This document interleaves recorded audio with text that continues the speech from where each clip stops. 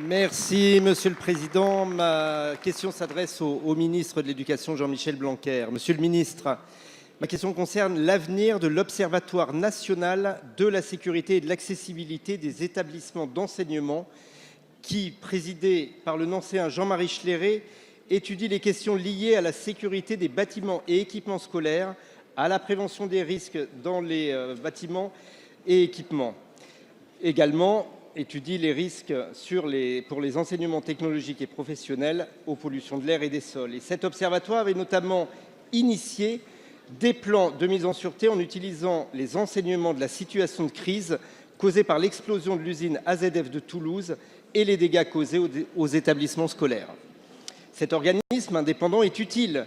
Il vient par exemple de rendre compte dans son dernier rapport annuel des plans particuliers de mise en sûreté multi-établissements réalisés dans l'académie de Rouen qui ont sans doute contribué aux bonnes pratiques lors de l'incendie de l'usine Lubrizol.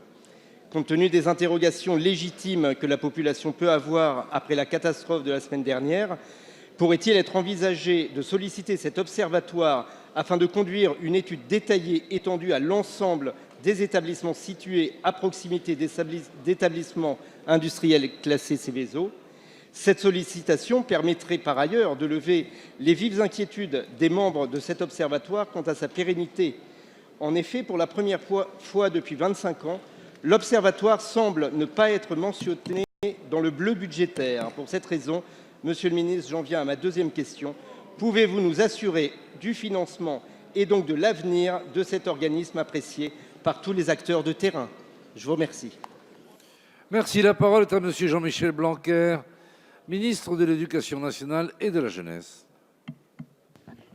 Monsieur le Président, Mesdames et Messieurs les députés, Monsieur le député Laurent Garcia, les enjeux que vous évoquez sont des enjeux importants, c'est les enjeux de sécurité de notre bâti scolaire et nul ne doute qu'il faut sans arrêt renforcer notre attention sur cette question. C'est d'ailleurs ce qui se passe depuis notre ministère en relation avec les collectivités locales et c'est ce qui fait que nous avons généralisé les plans de sécurité auxquels vous avez fait référence et que nous l'avons fait dans le cadre administratif normal. L'observatoire que vous évoquez existe en effet depuis 1994 et il est présidé par M. Schleré depuis cette date-là. Il emploie 5 personnes, je crois que vous l'avez rappelé, et il a rempli un office intéressant jusqu'à présent, comme vous venez de le mentionner. Ce qui est certain, c'est que dans le cas de l'incendie de Rouen, les compétences nécessaires pour évaluer les suites nécessaires en matière de bâti scolaire excèdent les compétences de cet observatoire.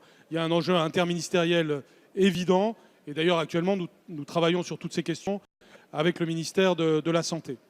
Donc nous allons en effet enclencher toute une série de travaux pour les suites de ce qui s'est passé à Rouen. Merci d'avoir noté d'ailleurs que les réactions ont été appropriées lorsqu'il y a eu l'incendie.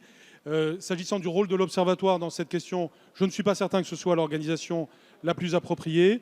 Et quant à son avenir, je pense qu'il faut que nous réfléchissions bien justement aux modes opératoires pour accomplir encore mieux ces fonctions de sécurité qui, de façon indiscutable, sont indispensables à exercer en lien avec les collectivités locales, bien entendu. Merci.